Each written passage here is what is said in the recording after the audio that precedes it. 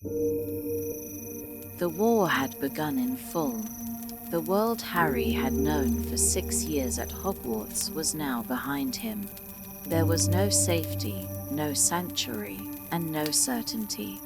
Voldemort had taken over the ministry in secret, and it was only a matter of time before he controlled it openly. Dumbledore, the greatest protector of the wizarding world, was dead, and with his death, the fragile barrier that had kept Voldemort at bay had shattered. Those who had once believed they could stay out of the fight, who thought they could avoid taking sides, were quickly realizing that there was no neutrality anymore. It was fight or surrender, and surrendering to Voldemort meant death or worse. At Privet Drive, Harry prepared for his final departure. He knew he could not stay. The blood protection his mother had left him, the ancient magic that had kept him safe under the Dursleys' roof, would break the moment he turned 17. His relatives, as much as they despised him, were no longer safe either. Dudley, surprisingly, was the only one who showed any remorse as they left.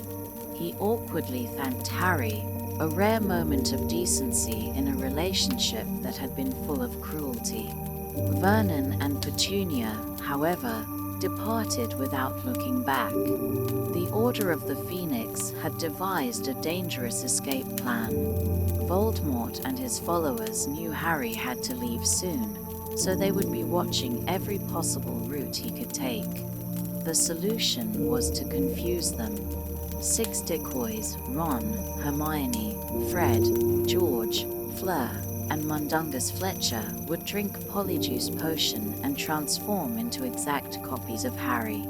They would each pair with a protector and take separate routes to safe houses, hoping to throw off any Death Eaters in pursuit. Harry, the Real Harry, would travel with Hagrid on Sirius's old motorbike, heading toward the Tonks' home.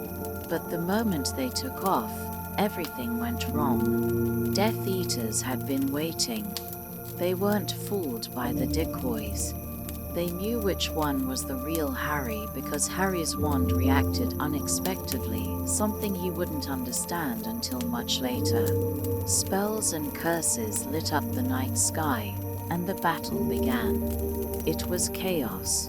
Hedwig, faithful to the very end, tried to defend Harry, but a killing curse struck her, and she fell lifelessly from the sky. It was the first loss of the night, and Harry barely had time to grieve before the chase continued.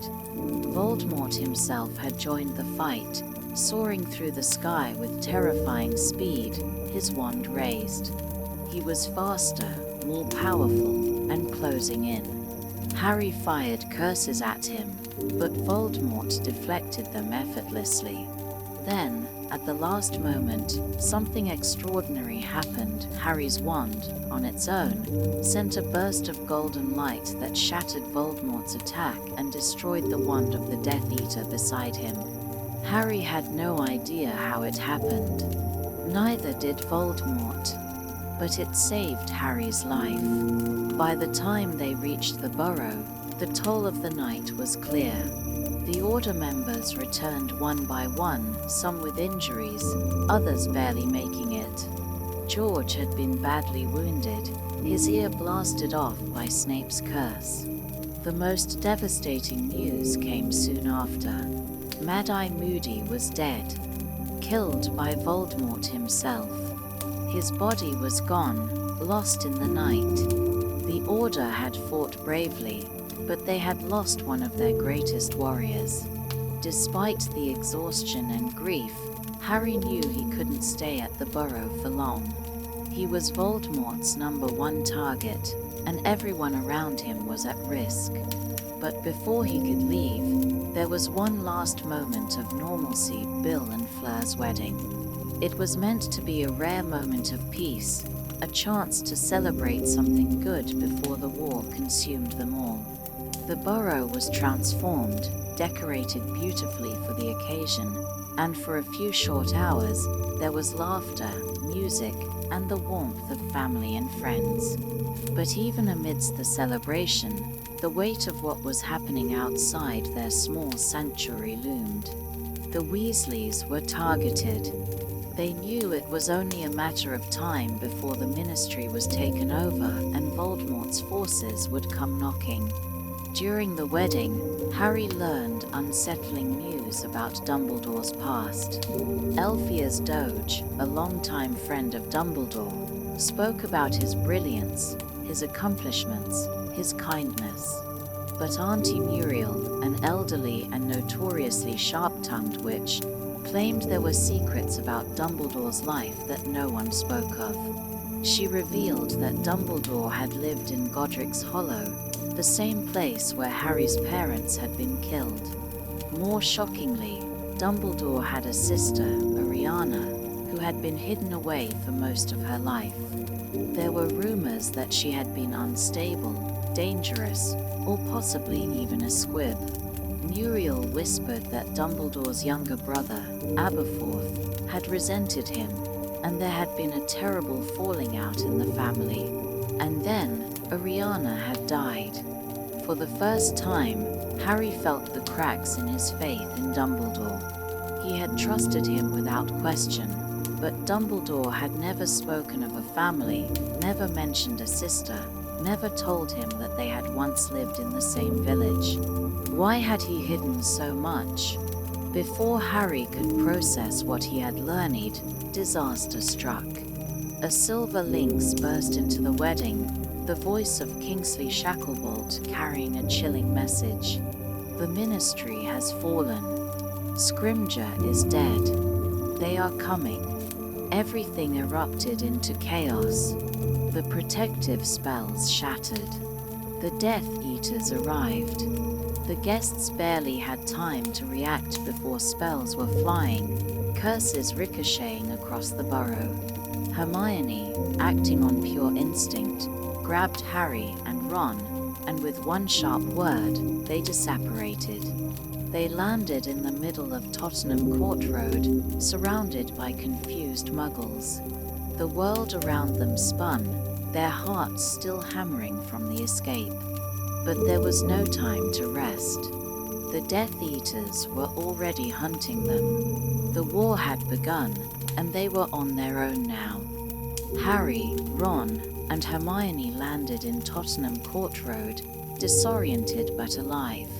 Their escape from the burrow had been instinctive, but they had no plan, no supplies, and no idea where to go next.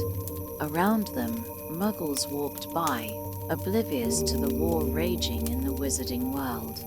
The three stood breathless, covered in dust from the attack, still reeling from Kingsley's message the Ministry had fallen. Hermione, always prepared, had grabbed a small, enchanted beaded bag in which she had packed everything they would need: clothes, potions, books, and even a tent. She had planned for this moment, knowing they might have to leave at a second's notice. Without wasting time, she led them into a small cafe where they sat at a corner table, trying to collect their thoughts. But before they could even begin to form a plan, two men entered, their eyes locking onto Harry's in an instant. They were Death Eaters. There was no hesitation. Wands were drawn, curses were fired, and the cafe exploded into chaos. Tables shattered, spells ricocheted off the walls, and Harry barely dodged a stunning spell before Hermione hit one of the Death Eaters with a full body-bind curse. Ron took out the second, knocking him unconscious. Their first battle as fugitives had taken place in the middle of a Muggle cafe, and the realization was chilling nowhere was safe. Hermione quickly wiped the Death Eater's memories, a reminder of just how much she had prepared for this. Even as fear gripped them, she took charge, leading them away before reinforcements could arrive. They had no choice but to hide. Their next stop was Grimmauld Place, the abandoned home of Sirius Black, which had once been the Order's headquarters. With Dumbledore's death, ownership of the house had passed to Harry, making it one of the few places they could go. They entered cautiously, the house still as dark and unwelcoming as Harry remembered. But there was something wrong. As soon as they stepped inside, a horrifying presence filled the air. A spell had been triggered. For a moment, Harry thought they had walked into a trap, but then a voice boomed through the house, the voice of Alastair Moody. The spell had been a security measure left behind by Moody in case Snape or Death Eaters tried to enter. It tested the intruder's bloodline and loyalty, ensuring that only the true owner of the house could enter. The charm passed, and the house remained sealed against enemies, giving them at least some measure of security. Now inside, they could finally think. The note from RAB became their main focus. The fake Horcrux had been a cruel trick. Dumbledore had given his life to retrieve something worthless, while the real Horcrux was still out there. But who was RAB? Harry racked his brain, but it was Hermione who figured it out. She remembered seeing the initials before on a black family tapestry. Regulus Arcturus Black, Sirius's younger brother. Regulus had once been a loyal Death Eater, but at some point he had turned against Voldemort. If he had truly stolen the Horcrux, there was only one place he could have hidden it: inside Grimmauld Place itself.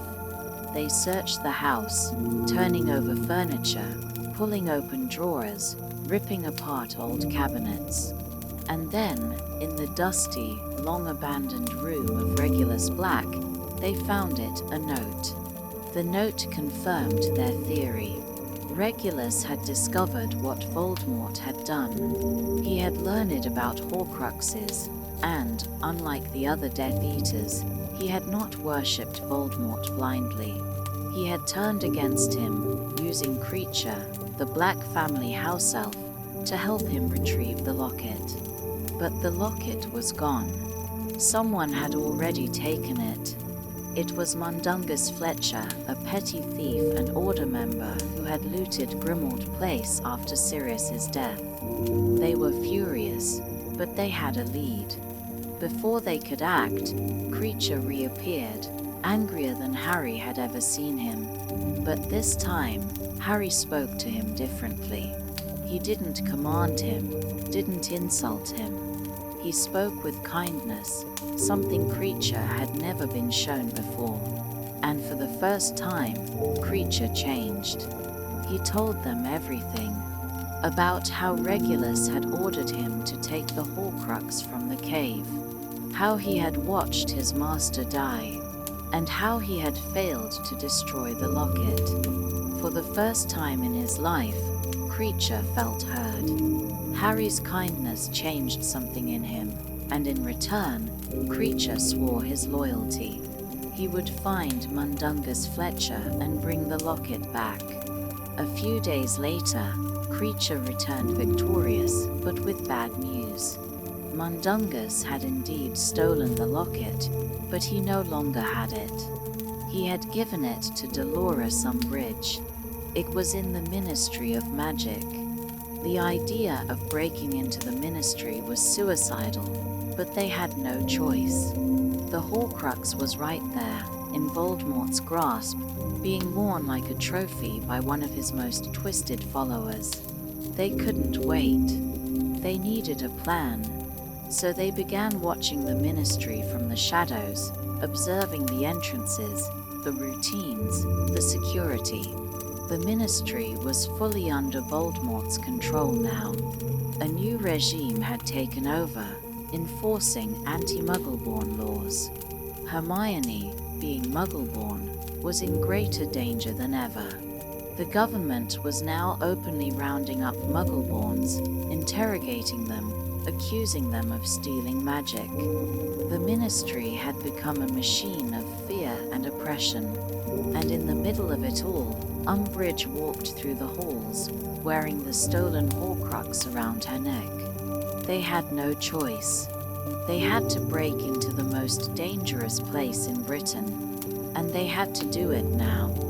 Harry, Ron, and Hermione knew that breaking into the Ministry of Magic was one of the most dangerous things they would ever do, but they had no choice. The Horcrux locket, a piece of Voldemort's soul, was inside the Ministry, hanging around Dolores Umbridge's neck. They had spent days watching from the shadows, learning the routines of the Ministry workers, memorizing patterns, weaknesses, and entrances. There were no easy ways in, but they developed a plan. It was risky, reckless, and terrifying, but it was all they had. Using Polyjuice Potion, they would each take the appearance of a Ministry employee, infiltrate the building, steal the Horcrux, and escape unnoticed. It sounded simple, but nothing ever was. Hermione stunned Mafalda Hopkirk, a secretary in the Ministry's Magical Law Enforcement Department, and took her appearance. Ron transformed into a man named Reg Catamol, who worked in magical maintenance. Harry became Albert Runcorn, a high-ranking Ministry official known for his intimidating presence. With their disguises set, they walked toward one of the Ministry's entrances, where employees arrived by flushing themselves down enchanted toilets, a humiliating but effective security measure. They took a deep breath and stepped into the Ministry of Magic. The moment they entered, the cold, oppressive atmosphere suffocated them. The once grand atrium of the Ministry had changed. Instead of a golden statue celebrating unity between magical beings, there was now a towering black stone monument depicting a pile of crushed, terrified Muggleborns, with the words "magic is might" carved into its base. The sight made Harry's stomach turn. The Ministry was no longer a place of governance. It was a fortress of fear and propaganda, fully under Voldemort's control. Almost immediately, problems arose. Ron, disguised as Reg Catamol, was recognized by a Ministry official who demanded that he fix a leaky office ceiling, a job he had no idea how to do. He was forced to separate from the group, leaving Harry and Hermione alone to continue the mission. Hermione, now Mafalda Hopkirk, was dragged into a meeting she couldn't escape, a trial for Muggleborns, where they were accused of stealing magic. To her horror, Dolores Umbridge was running the trials, her twisted smile wide as she sentenced innocent wizards and witches to Azkaban. And there, hanging from her neck, was the Horcrux locket. Harry, still disguised as Runcorn, managed to get close to Umbridge, but there was no easy way to grab the locket. It was protected by her enchantments, and he couldn't risk exposing himself too soon. He exchanged silent glances with Hermione, knowing they had to act fast. Then, as Umbridge leaned in to torment a terrified Muggleborn woman, Harry snapped. He stunned Umbridge in the middle of the courtroom. The room erupted in chaos as Harry and Hermione grabbed the locket, blasting spells at Ministry officials and releasing the prisoners. Ron, having abandoned his forced repair job, met them at the elevators, and the three of them sprinted toward the exit. Alarms blared. Security forces chased them, spells ricocheting off the walls. The Ministry was on full alert, and their disguises had worn off, revealing their true identities. They fought their way toward the fireplaces, their only way out, dodging stunning spells and killing curses. Just as they reached the exit, a Death Eater grabbed Ron, pulling him back. Harry barely had time to react before Hermione yelled an incantation and disapparated them away. The world spun violently, and the three of them crashed into the wilderness, landing hard on the forest floor. Something was wrong. Ron screamed in pain, his body convulsing. In the rush to escape, Hermione had disapparated blindly, and Ron had been splinched a deep, bloody wound tore across his arm, leaving him pale and weak. Hermione, though shaken, immediately used Essence of Dittany, a powerful healing potion, to stop the bleeding. They had escaped, but they had nowhere to go. Grimmauld Place was no longer safe. The Death Eaters would be watching it now. They were fugitives, hunted, cut off from all allies, and without a home. They had the Horcrux, but there was no way to destroy it. And worse, wearing it felt like poison. The moment Harry put the locket around his neck, he felt its darkness seeping into him. It was subtle at first, a sense of unease, irritation, doubt. But the longer he wore it, the more it twisted his thoughts. The locket fed on anger, insecurity, and fear. It made them paranoid, short-tempered, and cruel. They began snapping at each other, their patience wearing thin under the stress of being on the run. And Ron was affected the worst. Already weakened from his injury, already struggling with feelings of inferiority, Ron bore the brunt of the locket's influence. He grew moody, resentful, and withdrawn, convinced that Harry and Hermione were excluding him, that they didn't need him, that they would be fine without him. Harry tried to hide his frustration, but it wasn't easy. He had no idea where to go next. Dumbledore had given him so little information, just vague instructions to find and destroy the Horcruxes. But how? Days turned into weeks. They traveled from forest to forest, never staying in one place for long. Food was running low, their spells didn't always protect them from the cold, and they had no new leads. The pressure was suffocating. Then, one night, Ron snapped. "You have no idea what you're doing, do you?" he spat, his voice filled with frustration. "We've been wandering for weeks, starving, freezing, and you just keep saying we'll find another clue." "Well, where is it, Harry?" Harry tried to argue, but Ron was losing control. His fears, his resentment, his doubts, it all spilled out. "You don't have a plan," Ron said, shaking his head. "You're just making it up as you go. You don't even know if we can destroy the locket. You don't even." "Then leave," Harry snapped, his own anger bubbling over. "No one's forcing you to stay." For a moment, Ron hesitated. His eyes flicked to Hermione, but she said nothing. His jaw tightened. "Fine." And then, before either of them could stop him, Ron turned and disapparated. Hermione screamed his name, running forward, but he was gone. The moment he left, she collapsed in sobs, shaking violently. Harry stood frozen, heart pounding. Ron had left them. They were alone, and Harry had never felt more lost. Ron was gone.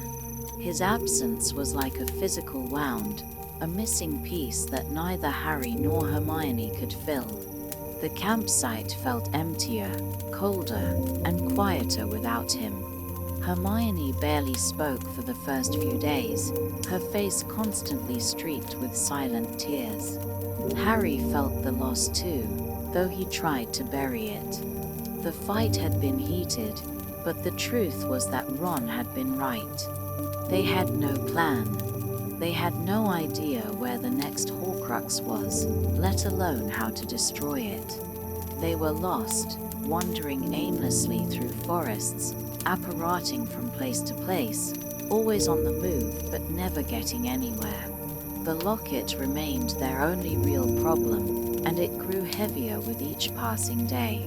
Though they took turns wearing it, it continued to affect them, making them irritable and paranoid. Harry found himself thinking darker thoughts. He was angrier than usual, quicker to snap at Hermione, quicker to doubt himself. Hermione, who had always been their voice of reason, became more withdrawn. There was an unspoken loneliness between them, a constant ache for the friend who had left. But despite their suffering, they could not stop. One night, as they sat in a desolate clearing, Hermione suddenly gasped and pulled out the tales of Beedle the Bard. It had been left to her in Dumbledore's will, but until now, she hadn't thought much of it. Flipping through the book, she found a strange symbol scrawled on one of the pages, the same symbol Xenophilius Lovegood had worn around his neck at Bill and Fleur's wedding. It meant something. But what? With no other leads, they decided to seek out Lovegood, hoping he could explain the symbol and give them some clue about what Dumbledore had wanted them to find. The trip to the Lovegood house was risky. They hadn't dared to approach anyone for months, let alone walk straight into the home of someone who could betray them. But they had to take the chance. Xenophilius, Luna's eccentric father, greeted them cautiously, looking more nervous than usual. His home was filled with odd, whirling contraptions, floating objects, and walls covered in strange diagrams. As he ushered them in, Harry and Hermione quickly realized something was wrong. He was on edge, his eyes flicking toward the door as if expecting visitors. Still, he answered their questions. The symbol, he explained, was not a random mark, it was the sign of the Deathly Hallows. The Deathly Hallows. It was a legend so old, even most wizards believed it was nothing more than a fairy tale. The story spoke of 3 objects, each crafted by Death himself: the Elder Wand, the Resurrection Stone, and the Invisibility Cloak. Together, they made the wielder the Master of Death. Hermione, always skeptical, insisted that the story was just a myth. But Harry couldn't ignore the eerie sense of familiarity it brought. The Cloak of Invisibility, he already had one, and unlike every other invisibility cloak in existence, his had never faded or weakened. The Resurrection Stone, hadn't Dumbledore mentioned a ring, one that had belonged to Voldemort's family? The Elder Wand, the most powerful wand ever made. Harry's mind raced. Could this be what Dumbledore had been trying to tell him? Before they could press Xenophilius for more, they saw the truth written in his panicked expression. He had betrayed them. He had sent an owl to the Death Eaters, and they were on their way. His reason? Luna. The Death Eaters had taken her, using her as leverage to force Xenophilius into helping them capture Harry. His desperation was painful to witness, but it didn't change the fact that they had to escape. The Death Eaters arrived seconds later, blasting through the house.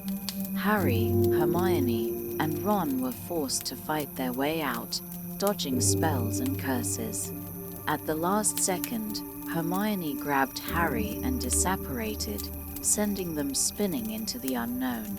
They landed in the middle of a frozen, desolate forest, shaking from the near capture. Their relief was short-lived. Hermione had broken Harry's wand during the escape, shattering the only thing that had ever truly been his. The loss of it felt like losing a limb. He held the 2 pieces in his hands, unable to process the reality of being without it. As the days passed, their isolation grew worse. The Horcrux continued to weigh on them, pressing in on their minds like a parasite. Food was running low. Their sense of purpose had dwindled. They had learned about the Hallows, but they were no closer to finding the next Horcrux. And Harry was haunted by Voldemort's growing power.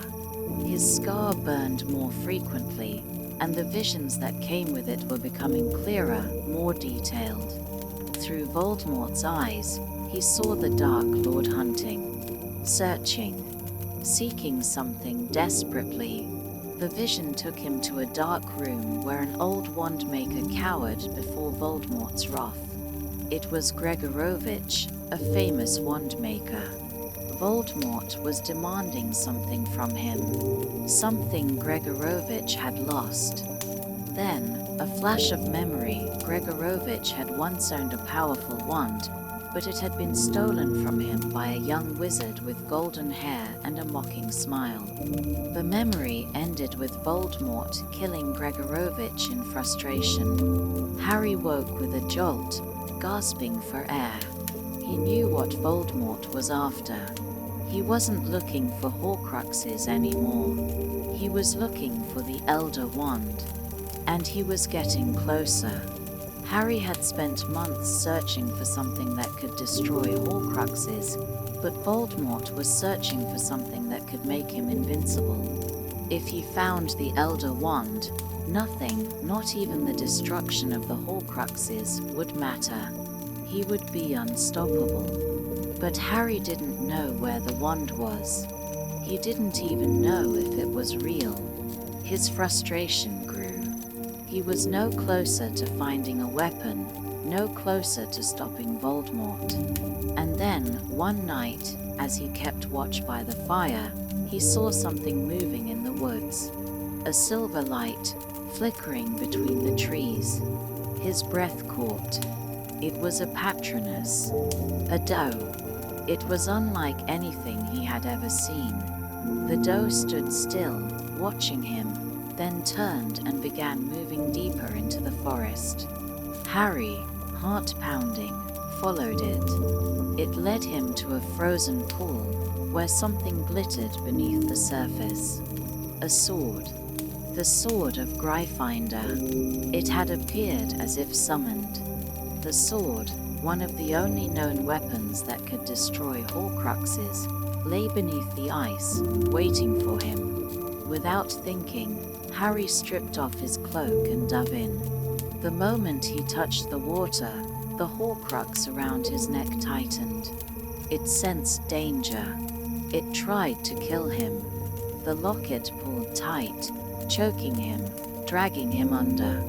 He struggled, but the more he fought, the harder it squeezed. His lungs burned, and darkness swallowed him whole. Then arms grabbed him, yanking him from the water. He gasped for air, coughing violently. When he looked up, Ron was there. Ron. He had come back. And Harry knew things were about to change. Harry sat on the frozen ground, still gasping for air, his body trembling from the near drowning. He couldn't believe it. Ron was standing before him, dripping wet, having just saved his life. The shock of seeing him again almost overshadowed what had just happened: the sword of Gryffindor, the Horcrux trying to kill him, and the mysterious doe patroness that had led him here. Ron looked nervous, unsure of what to say. His eyes flicked to Harry, then to the sword lying in the snow. You came back," Harry finally managed to say, his voice hoarse. "Yeah," Ron muttered, looking down.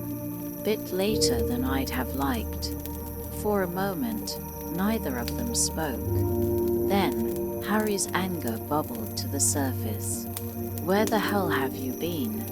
Ron flinched but didn't try to defend himself. Instead, he explained. He had regretted leaving the moment he disapparated, but once he had stormed off, he had no idea how to find them again. Without Hermione's protection spells, the tent had become untraceable. He had spent weeks wandering, desperate to return, but the enchantments had kept them hidden. It wasn't until he heard Harry's name on the radio, a coded message from an underground resistance group, that he knew they were still out there. Then, something strange had happened. Deluminator. Dumbledore's bequest to Ron had not been random.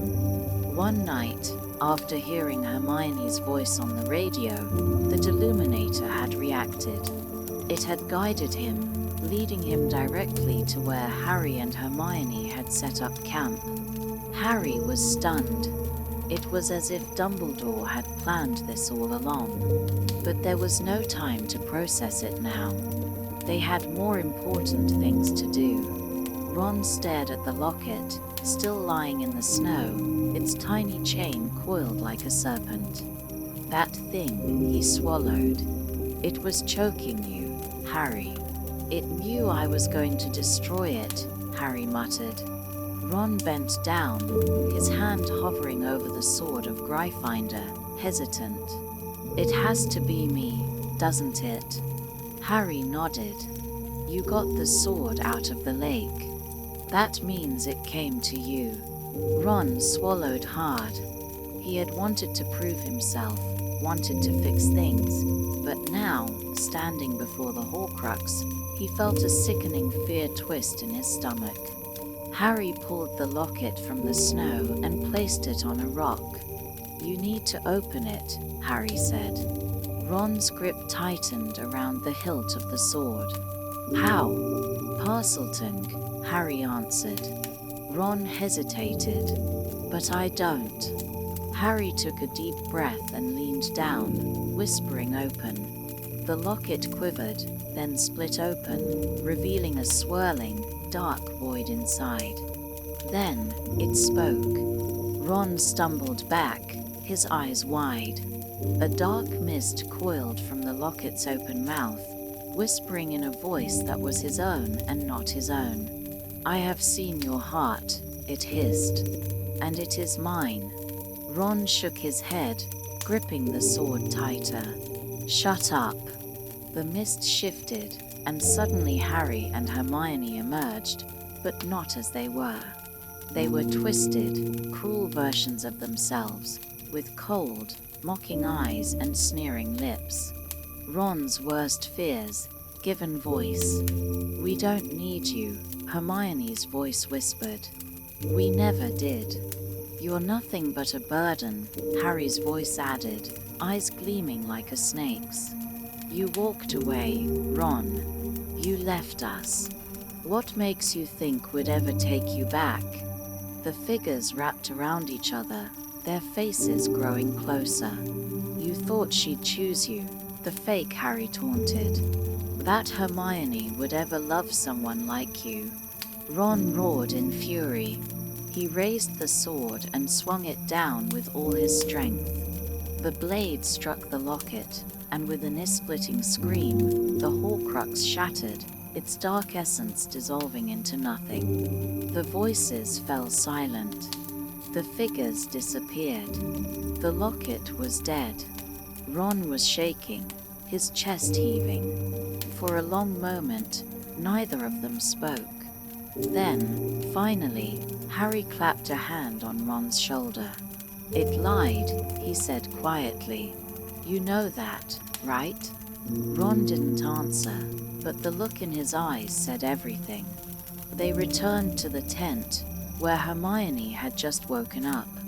The moment she saw Ron, her eyes flashed with shock, then fury. She took a step forward, her face red with anger. You absolute, complete. Harry barely had time to react before she started shouting at Ron, launching into a full tirade about how reckless, selfish, and irresponsible he had been. Ron took it without protest, his ears burning red. I'm sorry, he said, for the 5th time. I don't care. Hermione shrieked. You left us. I came back, Ron said quietly. Hermione faltered. She gazed at him, her expression shifting between rage and something else. She turned away abruptly, rubbing her eyes. Harry sighed. Look, Hermione, Ron just helped destroy the locket. She froze. Then, slowly, she turned back to them, her gaze flicking to the broken remains of the Horcrux. Ron shuffled uncomfortably. Yeah, nearly killed me, too. For a long moment, Hermione said nothing. Then, without warning, She flung herself at Ron and hugged him so hard he stumbled back. "You complete idiot," she muttered, her voice muffled against his shoulder. Harry smiled. For the first time in months, it felt like things were finally looking up. The Horcrux was gone. Ron was back. And now, they had a new lead. Harry, still unable to shake the idea of the Deathly Hallows, opened the book Hermione had brought back from the Lovegoods. "We need to find out more about the Hallows," he said, flipping through the pages. Ron frowned. "You think they're real?" Harry nodded. "I don't just think they're real. I think Voldemort is looking for one of them." Hermione hesitated. "Which one?" Harry looked up, his heart pounding. "The Elder Wand," he said. The words hung in the air like a storm cloud, and for the first time, he understood what Voldemort was truly after. He wasn't searching for Horcruxes anymore. He was searching for ultimate power. The realization that Voldemort was no longer focused on Horcruxes, but rather on the Elder Wand, sent a fresh wave of urgency through Harry. The wand, according to the legend of the Deathly Hallows, was the most powerful wand ever made capable of defeating any opponent. If Voldemort got his hands on it, it wouldn't matter how many Horcruxes they destroyed, he would be unstoppable. Harry, Ron, and Hermione pored over the tales of Beedle the Bard, trying to make sense of the legend. Hermione remained skeptical. "It's just a fairy tale," she insisted. "There's no proof that these Hallows actually exist." Harry wasn't convinced. What if they do? What if Dumbledore was trying to lead me to them? Ron frowned. "But Dumbledore never told you anything about the Hallows." Harry hesitated. That was true. But still, something about the symbol, the triangle for the cloak, the circle for the stone, the straight line for the wand felt too deliberate to ignore. And there was another thing. Dumbledore had left him something. The snitch. He pulled it from his pocket and stared at the tiny, golden ball. It had opened at the close, but what did that mean? Could it be connected to the Deathly Hallows? Before they could discuss it further, Harry's scar seared with pain. A vision flooded his mind. Voldemort was hunting someone. An old man. He was alone in a dark, cluttered workshop, staring up in fear as Voldemort loomed over him. "Where is it?" Voldemort hissed. The old man trembled. "I do not know who stole it, my lord." Voldemort raised his wand, his voice dripping with malice. "Tell me where the Elder Wand is, Gregorovitch." The old wand maker, the same one Harry had seen in an earlier vision, begged for his life, but Voldemort had no patience. With a single, fluid movement, he cast the killing curse. The vision shattered, and Harry gasped, gripping his forehead. His scar was burning. Voldemort was getting closer. He was searching for the Elder Wand, following a trail of rumors that led back to Gregorovitch. But the wand maker had lost it years ago, stolen by a young wizard with golden hair and a confident smirk. Harry clutched his forehead, the pieces clicking into place. "I know who stole the Elder Wand," he said suddenly. Ron and Hermione stared at him. "Who?" Gellert Grindelwald. The name sent a chill through the room. Grindelwald had once been the most dangerous dark wizard in history before Voldemort. He had sought power, terrorized Europe, and dreamed of a world where wizards ruled over muggles. But in the end, he had been defeated by Dumbledore. Dumbledore had beaten Grindelwald. And if Grindelwald had once possessed the Elder Wand, that meant Dumbledore must have taken it from him. Hermione paled. "Harry, Are you saying that Dumbledore had the Elder Wand? Harry nodded. That's why Voldemort is searching for it. He doesn't know where it is yet, but he's getting closer. Silence fell over them. The weight of what they had just realized was almost too much to bear. If Voldemort figured it out, if he discovered that the Elder Wand had been Dumbledore's wand all along, Harry's chest tightened. Dumbledore's tomb. He knew, with a sick certainty, that Voldemort would go there next. They needed to move. But before they could act, another disaster struck. That evening, as they prepared to leave their latest campsite, Harry suddenly heard voices. Ron and Hermione froze. They had been careful, never staying in one place too long, never lighting fires that could be seen. But somehow, they had been found. Through the trees, figures emerged. Snatchers, a gang of rogue bounty hunters, working for the Death Eaters, looking for Muggleborns, blood traitors, and fugitives. Their leader, Fenrir Greyback, grinned, baring his yellowed, wolfish teeth. Well, what do we have here? There was no time to run. The Snatchers closed in, their wands drawn. Hermione acted fast, pointing her wand at Harry's face and muttering a disfiguring charm. Harry felt a sharp sting as his features morphed, swelling and changing, masking his identity just in time. But they were still captured. Bound and wandless, they were dragged through the forest, their captors arguing about who they had caught. "It's him," one of them muttered, staring at Harry with suspicion. "It's Potter." Greyback narrowed his eyes. "Not sure. His face looks all swollen." Another Snatcher pulled a copy of the Daily Prophet from his robes, holding it up next to Harry's distorted face. His picture was on the front page. Greyback sneered. "Let's take them to Malfoy Manor. If it's really him, the Dark Lord will want to see him." Harry's blood turned to ice. Malfoy Manor, the heart of Voldemort's operations. They were being taken straight into enemy hands. Harry, Ron, and Hermione were dragged through the dark forest, bound and defenseless, as the Snatchers argued over what to do with them. Fenrir Greyback, the most feral and sadistic of them all, sneered as he examined their captives. The Snatchers were unsure if Harry was really the chosen one because of Hermione's quick thinking. She had hit him with a jinx that swelled his face beyond recognition, masking his identity just enough to create doubt. Still, they weren't taking chances. "We'll take them to Malfoy Manor," Greyback growled, gripping Harry's arm tightly. "The Dark Lord will know if it's really him."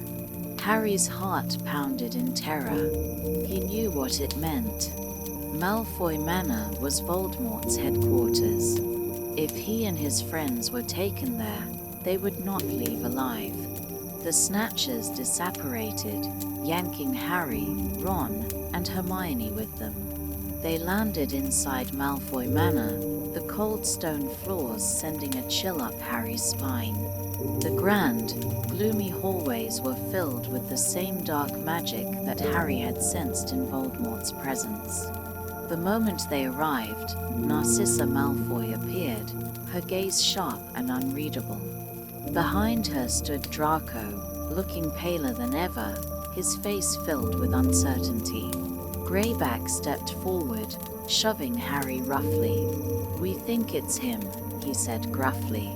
"It's hard to tell with that jinx, but we should call the Dark Lord." Narcissa's expression hardened. "He is not to be summoned unless we are certain." Bellatrix Lestrange emerged from the shadows, her wild, hungry eyes locking onto Hermione with disturbing delight. "Potter," she purred. "Is it really him?" Draco stepped closer, his expression full of reluctance. "Draco, Bellatrix snapped. "Look at him. Is it Potter?" Draco hesitated. Harry's heart leapt. If Draco refused to identify him, they might still have a chance to escape. Draco looked away. I don't know." Bellatrix hissed in frustration. "Useless." But then, her gaze landed on something else. The sword of Gryffindor. Her entire expression changed. "Where did you get this?" she shrieked, snatching the sword from the snatchers. "This was supposed to be in our vault at Gringotts. Who has been inside my vault?" The fear in her voice was unmistakable. She was terrified. Harry realized the truth. If Bellatrix thought that the trio had broken into her vault, then there was something inside it that Voldemort wanted kept secret. A Horcrux. Before Harry could say anything, Bellatrix turned her wand on Hermione. "You. Mudblood." She grabbed Hermione by the hair and dragged her away, shoving her onto the marble floor. "Tell me, how did you get this sword?" Hermione stared up defiantly. "It's a copy." Bellatrix's eyes blazed with fury. "Liar." With a flick of her wand, she sent Hermione screaming onto the floor, writhing in pain. The Cruciator's curse. Harry and Ron fought against their bindings, but it was useless. Ron screamed, his voice raw, as Bellatrix continued torturing Hermione, demanding to know how they had gotten the sword. Harry's mind raced. He had to do something, but before he could, Dobby appeared. The house elf, trembling but determined, appeared with a pop, whispering, "Harry Potter, I have come to rescue you." Harry's heart soared. He had one chance. As Bellatrix continued torturing Hermione, Harry signaled to Dobby. The house elf nodded, raised a tiny hand, and with a snap of his fingers, the chandelier above Bellatrix came crashing down. She screamed and leapt away, the curse breaking as Hermione gasped for breath. Harry and Ron burst free from their bindings, grabbing their wands from the snatchers. Spells exploded in all directions as Harry charged toward Hermione, grabbing her as she sagged in pain. Ron roared with rage, punching Draco in the face before rushing to Hermione's side. Dobby took them by the hands, and with one last pop, they disapparated. They landed on the beach outside Shell Cottage, gasping for air. They were safe. But then a sharp intake of breath. Harry turned. Dobby was clutching his stomach. A knife was buried deep in his chest. Bellatrix had thrown it just before they vanished. Dobby staggered, his large eyes looking up at Harry. He smiled weakly. Such a beautiful place, to be with friends. Then, with a soft sigh, Dobby was gone. Harry felt as if the world had shattered. He knelt beside the small, lifeless body, his heart aching. Dobby had saved them. He had defied his masters, risked everything, and died a free elf. Tears burned Harry's eyes as he dug Dobby's grave by hand, refusing to use magic, refusing to let anyone else do it. When the grave was finished, he placed a small stone at its head, carving a simple inscription. "Here lies Dobby, a free elf." As the sun rose over the horizon, Harry finally understood something. He could not afford to be reckless. People were dying. They had barely escaped Malfoy Manor alive. Hermione had been tortured, Dobby was dead, and Voldemort was getting closer to finding the Elder Wand. Harry stood up, his jaw tight. He knew what he had to do next. It was time to break into Gringotts. Dobby's death weighed heavily on Harry's heart. The little elf had given his life to save them, and as Harry knelt by his grave at Shell Cottage, something inside him hardened. This war was costing too much. Too many people had already died: Sirius, Dumbledore, Mad Eye, Hedwig, now Dobby, and Harry couldn't let any more sacrifices be in vain. Voldemort was getting stronger, but so was Harry's resolve. They had to move fast.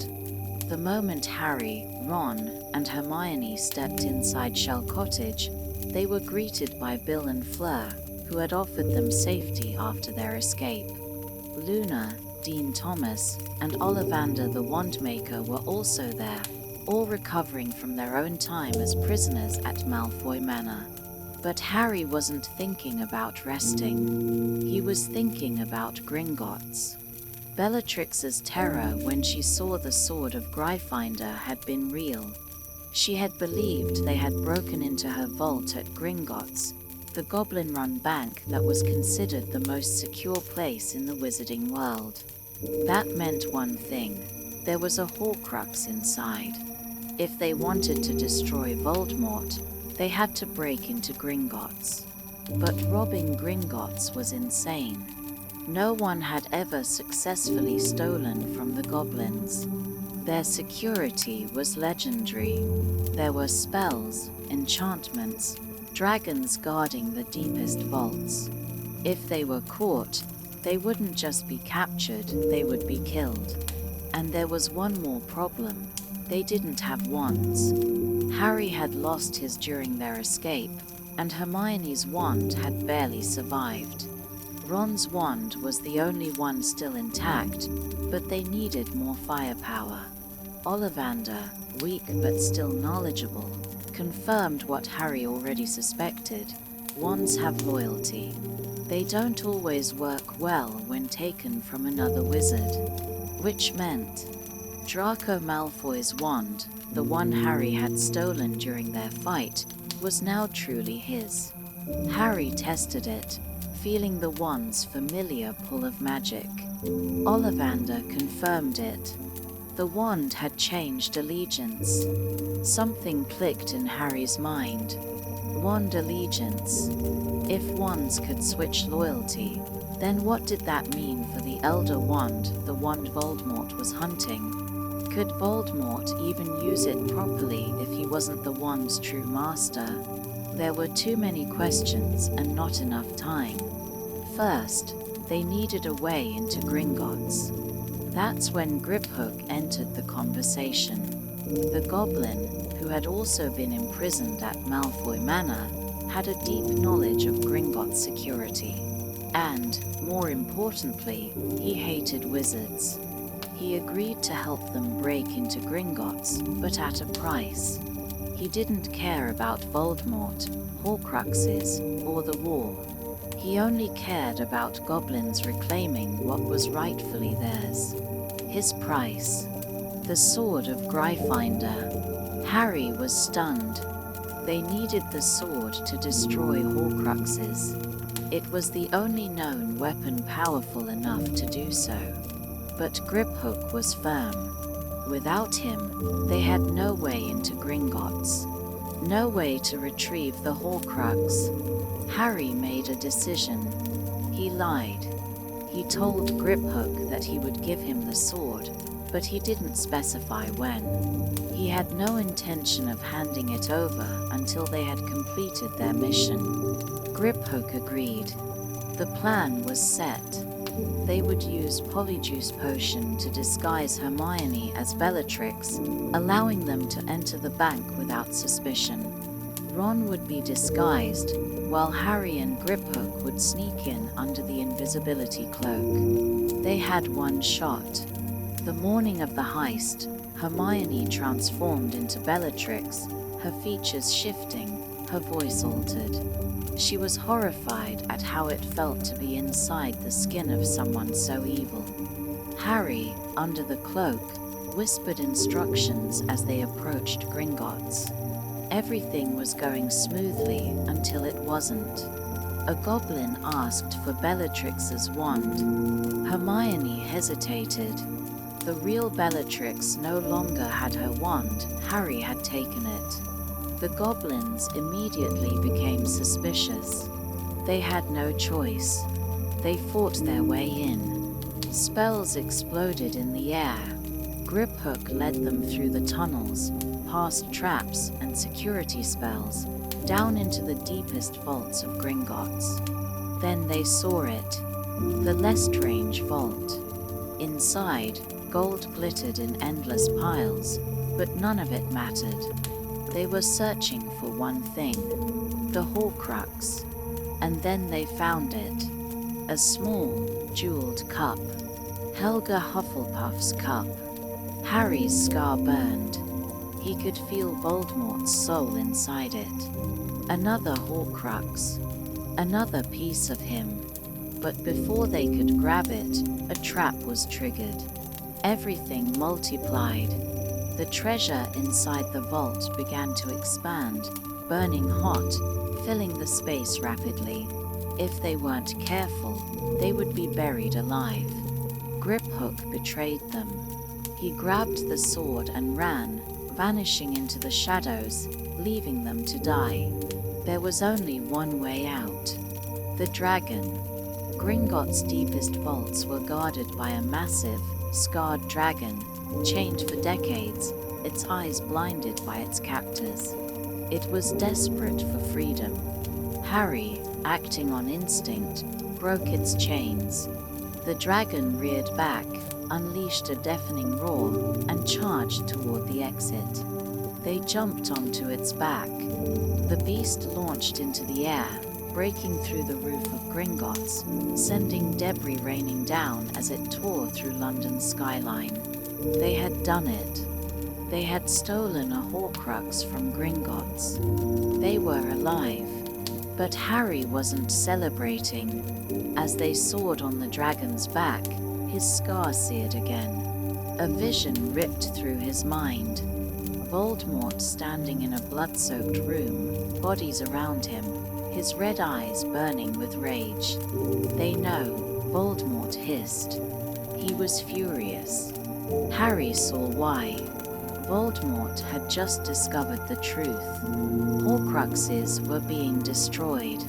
He was vulnerable. His soul, once carefully divided and hidden, was coming undone. And now, in a panic, he was thinking about the last place that still held his soul's protection. Hogwarts. The final Horcrux was at Hogwarts. Harry jerked back to reality, gasping. "We have to go," he choked. "To Hogwarts." Ron and Hermione stared at him. They didn't ask why. They didn't question it. They just knew. The war was about to end where it all began. The dragon carried them far from Gringotts, soaring over the countryside before exhaustion overtook it. Harry, Ron, and Hermione clung to its rough scales, barely able to hold on as the beast dove lower and lower, its great wings faltering. With no warning, the dragon crashed down into a remote lake, throwing them from its back as it struggled to land. Soaking wet and shaking from the cold, the three of them stumbled to shore, gasping for breath. But even as their bodies trembled from exhaustion, Harry's mind was somewhere else. His scar burned. The vision he had just seen through Voldemort's eyes had been clearer than ever. Voldemort knew. The Dark Lord had just realized that his Horcruxes were being destroyed. He had already killed multiple goblins in a rage-fueled massacre at Gringotts, furious that the security of the bank had been breached. But even worse, he had just thought about the final Horcrux, and it was at Hogwarts. Harry's breath came fast and uneven as he turned to Ron and Hermione, the urgency in his voice undeniable. "We have to get to Hogwarts." Ron and Hermione didn't argue. They had followed Harry this far, and they trusted him completely. But there was one major problem: they couldn't just walk into Hogwarts. The school was no longer the safe, welcoming place it had once been. It was under Death Eater control, with Snape as headmaster and patrolled by dark forces. They needed a way in. Then Hermione's face lit up. The Hogsmeade Tunnel, she breathed. She reminded them of the secret passageway inside the Hog's Head Inn, run by Aberforth Dumbledore, Albus Dumbledore's estranged brother. It was a long shot, but it was the only option they had. They disapparated straight to Hogsmeade, landing in the middle of the village. The moment they arrived, an alarm spell shrieked through the air. They had been expected. Within seconds, Death Eaters appeared, surrounding the village, closing in fast. Harry barely had time to react before a shadowy figure grabbed them and dragged them inside the Hog's Head Inn. "Get down," the man hissed, shoving them behind the bar. The Death Eaters stormed past, their footsteps thudding against the cobblestone, searching for any sign of the intruders. But they found nothing. After several tense moments, the Death Eaters finally gave up and left. Harry turned to their savior, Aberforth Dumbledore. For the first time, Harry saw the resemblance. Aberforth's blue eyes were identical to Albus's, though his were harder, more bitter. He had none of Dumbledore's kindness, only exhaustion and resentment. "You shouldn't have come here," he muttered. But Harry wasn't backing down. "We need to get into Hogwarts." Aberforth laughed coldly. "The school isn't a school anymore. It's a prison." But Harry refused to listen to doubts. "We're going in, one way or another." Aberforth sighed, rubbing his face before gesturing toward a portrait hanging on the wall.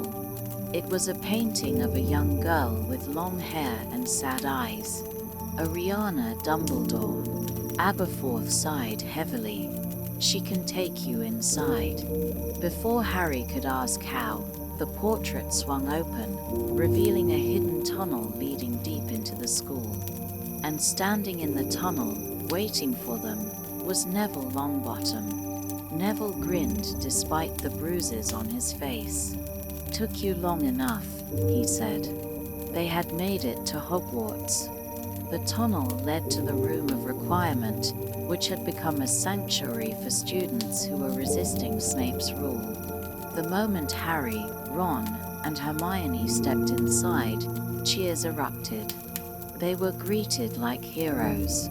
The room was packed with familiar faces: Ginny, Luna, Seamus, Dean, Lee Jordan, even younger students like Colin Creevey. They had been hiding out in secret, forming a resistance against the Carrows, two Death Eater professors who tortured students who refused to obey the new regime. But there was no time to celebrate. "The final Horcrux is somewhere in Hogwarts," Harry explained. "It's something that belonged to Rowena Ravenclaw." The room fell silent. Then Luna spoke up. "The lost diadem," she whispered. Everyone stared. "The what?" Ron asked, frowning. "The diadem of Ravenclaw," Luna explained. It was Rowena Ravenclaw's most prized possession, but it was lost centuries ago. Harry's heart raced. Could that be the Horcrux? They needed more information. Luna dragged him away, leading him straight to the Grey Lady Helena Ravenclaw, the ghost of Ravenclaw Tower. At first, the ghost refused to speak, floating above him with an air of distant sadness. But when Harry pressed her, her expression changed. "You remind me of him," she said bitterly. Harry's stomach dropped. "Who?" he asked carefully. She hesitated, then whispered, "Tom Riddle." Harry felt his blood run cold. Helena Ravenclaw had once told Tom Riddle the secret of the diadem, revealing that it had been hidden in a forest in Albania. Riddle had tracked it down, stolen it, and turned it into a Horcrux. And then, he had hidden it inside Hogwarts. Harry's breath came fast and shallow. He knew where it was. The room of requirement. Not the version they were in now, but the secret, ever-changing version that only appeared when someone truly needed it. It was where Voldemort had once hidden things. Harry didn't have time to explain. He turned and ran, but before he reached the corridor, the castle exploded with noise. Voldemort's voice echoed through the halls, booming with unnatural power. "You have fought valiantly, but in vain. I do not wish this destruction. Give me Harry Potter. You have 1 hour." The final battle had begun. Harry locked eyes with Ron and Hermione. They had 1 hour to find the Horcrux before Voldemort arrived. The war was here, and this time it would end where it all began. Harry didn't stop running. He tore through the corridors of Hogwarts, dodging students who were rushing to prepare for battle. The walls shook as Voldemort's army approached, the dark magic pressing against the castle's defenses. Ron and Hermione raced beside him, their expressions set with determination. They had one chance to destroy the Horcrux before Voldemort himself broke into the school. Harry burst into the room of requirement, closing his eyes, focusing on what he needed. "I need the place where everything is hidden." The room shifted. When Harry opened his eyes, a massive chamber stretched before him, towering piles of forgotten artifacts, lost and abandoned over centuries. And among the rubble, the lost diadem of Rowena Ravenclaw. Harry lunged forward, but he wasn't alone. Draco Malfoy, Crabbe, and Goyle stepped into view, blocking the exit. Draco's face was pale, his wand hand shaking slightly, but Crabbe was grinning with sadistic delight. "You thought you could just take it?" Crabbe sneered. "Not this time, Potter." Harry didn't have time for this. He could hear Voldemort's forces attacking outside. "Draco, move," Harry snapped. Draco hesitated, but before he could speak, Crabbe raised his wand and cast Fiend Fire. A torrent of cursed fire erupted from his wand, roaring to life in the shape of serpents and monsters, devouring everything in its path. Harry snatched the diadem, shoving it into his bag, and ran. The fire spread too fast, consuming the entire room of requirement. Crabbe screamed as the flames overtook him. Draco and Goyle were trapped. Without hesitation, Harry, Ron, and Hermione turned back, grabbing 2 broomsticks left in the rubble. Harry reached out his hand. Draco grabbed it. Goyle grabbed Ron. The 4 of them shot into the air, racing toward the exit as the fire swallowed the room behind them. The moment they burst out of the doorway, the room sealed itself shut, trapping the cursed fire inside. The diadem trembled in Harry's hands, cracked and burned. And then, it let out a horrible, shrieking scream and disintegrated. The Horcrux was destroyed. Harry's chest heaved. Only 1 Horcrux remained, and he knew exactly what it was. The battle had begun. The sky over Hogwarts was on fire, spells streaking through the air as giants, dementors, and Death Eaters swarmed the castle. The Order of the Phoenix fought back. McGonagall, Kingsley, Lupin, Tonks, Flitwick, all of them battling with everything they had. Hogwarts was at war. Harry, Ron, and Hermione plunged into the chaos, fighting alongside their friends, dodging spells, shielding younger students, and watching in horror as friends and enemies fell around them. Then, Harry's scar burned again. Voldemort was inside the shrieking shack. Harry ran toward it, weaving through the battle, his heartbeat pounding in his ears. He climbed through the passageway just in time to witness the most horrifying sight of all. Voldemort stood in the shadows, his red eyes gleaming, watching as Nagini, his massive snake, wrapped itself around a figure struggling on the floor. "Severus Snape." Voldemort spoke softly, his voice almost regretful. "You have performed well, Severus. But the Elder Wand does not obey me, because it answers to another." Snape's eyes widened in horror. Voldemort raised his wand. "Nagini, kill." The snake struck. Snape collapsed, blood pouring from his throat, his eyes glazing over as Voldemort turned and left, disappearing into the night. Harry rushed forward, dropping to his knees beside Snape. The dying man clutched at Harry's robes, his breathing ragged. His lips moved, but Harry couldn't hear him. Hermione knelt beside him, conjuring a flask, and collected his final memories. Snape gazed into Harry's eyes, and with a final shuddering breath, he was gone. Harry, shaking, ran straight to Dumbledore's office, pouring Snape's memories into the pensieve. As he fell into the swirling silver mist, he saw Snape's past unfold before him. The truth. Snape had loved Lily Potter his entire life. He had turned against Voldemort the moment Lily was marked for death. Everything he had done, all of it, had been for her. Dumbledore's voice echoed in the memory. "You must tell him when the time comes." "Tell him what?" Snape had asked. Dumbledore's expression was grave. "That Harry must die." Harry staggered back, gasping. He understood everything now. He was the final Horcrux.